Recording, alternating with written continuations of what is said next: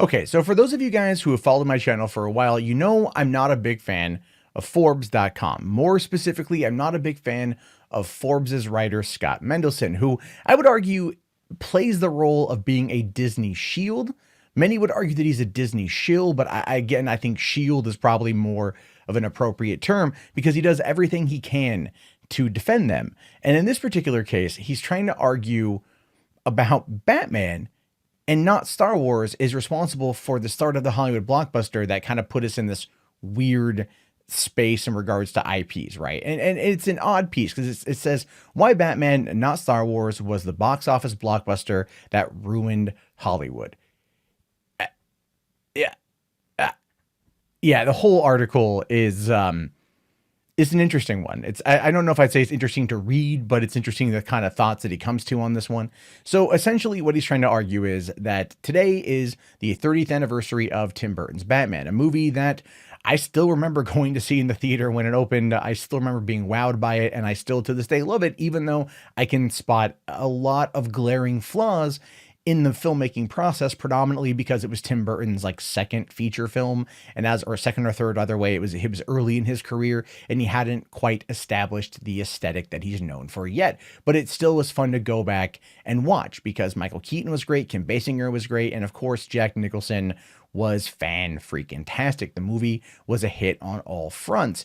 Is that ultimately what spawned where we find ourselves right now with all of these comic book adaptations and the fact that Hollywood absolutely is in competition with itself? I mean, like, even in some cases, studios are in competition with themselves in order to rake in the most amount of money. No, because this has always been something that's happened. And if he wants to really go back and argue about a movie franchise that did kind of put us down this particular path, at least in regards to like the overall 4 quadrant spectrum where you've got like hitting it with toys and merchandise and success and everything else, clearly that's Star Wars. Right? Clearly it's Star Wars because go back to 1977 when the movie came out, Fox had such little faith in the franchise that they gave all the merchandising rights to George Lucas, and he turned that into a multi-billion-dollar thing and continued it for decades, where you'd be hard pressed to not find Star Wars stamped on something. I'm pretty sure at some point in time, in some little nook of the world, we'd find C3PO tampons because why not? But that's never been a really bad thing. That's never been a hugely bad thing. Merchandising and movies, they go hand in hand. They always have. I mean, yes, in recent years, obviously, we've seen this ramp up even more. We know that in regards to Star Wars, it's a lot to do with toy sales. The toy sales are down because people just aren't into that anymore. Back in the day, back 30 years ago when Batman came out, 100%, toys were a big thing. I remember when Batman Returns came out, you could get the 4 different types of crystal glasses that had Batman, Robin, Two-Face, and Riddler on them. And I remember as a kid wanting to collect them all. I think I've got 3 of the 4 somewhere. But I still remember how excited I was to try to go to McDonald's to go to get them when they came out. That's part of the merchandising, the part of the blitzing that they like to do. Nowadays, that doesn't really exist anymore. And going back and trying to argue that Batman is the reason why we're in this particular situation is so wholly disingenuous. And again, it goes back to being that shield I've talked about. Because even though Batman pushed marketing and Batman pushed toys, and I remember all the Batmobile stuff and everything else that's gone on from then, still, Star Wars to this day absolutely 100% usurps anything Batman 1989 did. I mean, come on. We all know it. Everyone out there knows it. Scott here is trying to argue that Batman's the problem. Even he doesn't necessarily accuse Batman of being the issue here. It's just what it kind of tipped over, the domino effect that it kicked into place. And again, I disagree with that wholeheartedly. It showed you that yes, movies based on popular IPs could be played enough to where they could be edgy enough for adults and then good enough for kids to feel like they're kind of getting to see this movie that their parents wouldn't really let them see, and getting to see their heroes on the big screen ultimately ended up doing very well for that. But that's not uncommon.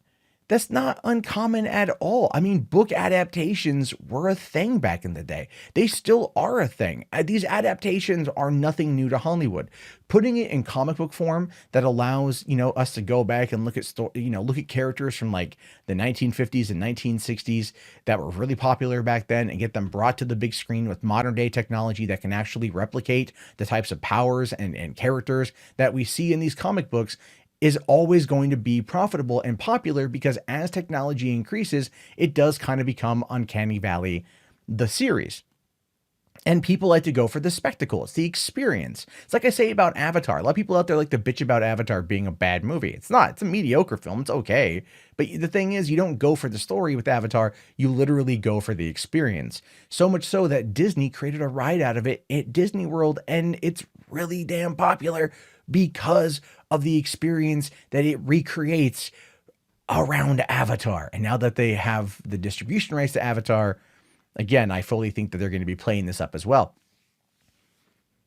Batman started the current modern darker trend of comic book adaptations. And it did it very, very, very well up until 1997's Batman and Robin, which we don't talk about. Christopher Nolan took it a step further in 2005's Batman Begins. But you know what? You don't really find a lot of toys for Batman Begins. I don't remember there being a lot of toys. When it came to The Dark Knight from 2008, there wasn't really a lot of toys. What there was cosplay. What there was fan interest in the Joker. What there was fan interest in certain characters. What we saw was that whole thing shift and change and grow. We saw that world move over to something else. And Hollywood still likes to make money, so they're still going to pump out this content. Trying to argue that it's Batman over Star Wars that ultimately set up our environment the way that it is so wrong. Because all you have to do is go back and look at George Lucas's creation and how he marketed it and how he pushed it and how he profited off of franchising and toys and merchandising and everything else, that it was just kind of like the benchmark. It was the blueprint for all these other studios to do it. And when they had a surefire hit IP that they could turn into a movie, then they just doubled down on it even more. The problem where we find it now, and this is what I believe he's referring to in regards to Hollywood ruin, is that when you look at that concept of trying to sell merch and sell toys, things that are going to make a lot of money for the studio on the back end, what is it now outside of digital content? I mean, really, Funko Pops, those are a thing. I live in the state of Washington. They're everywhere. They're everywhere, right? But those are eventually going to run their course. Those kind of collectibles, the new Beanie Babies, are going to run their course. But it's going to be digital things. Why do you think we saw Microsoft team up with Funko Pop to do a Funko Pop Gears of War game? I mean, this is where it's at. So they're going to have to then develop the content in order to bring in the people on the digital front, which then is going to be its own big mess. And if a game does well on a digital front, it might actually do well in theaters. It's a whole weird world. But that is simply the marketing machine of Hollywood that's been around now for well over 40 years. Merchandising in movies has hit peak, definitely. And it's going to be changing. The paradigm shift is happening. But to blame Batman over Star Wars is just like, come on, dude. Come on. Like, that is... C-3POs exist. Batman never had his own cereal. As far as I know. I could be wrong. I should probably check eBay once I'm done with this recording.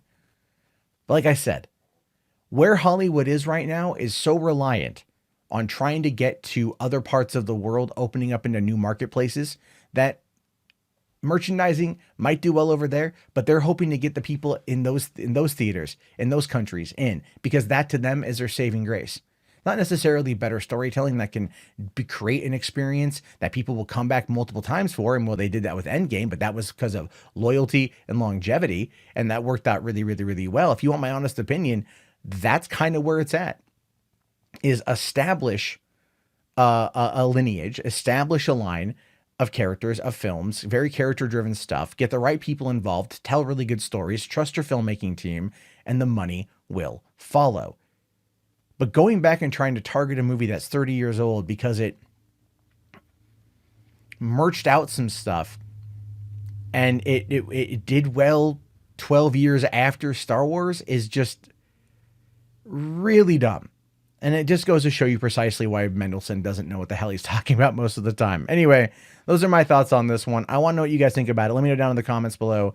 I will talk to you all later. Have yourself a great day, and peace out.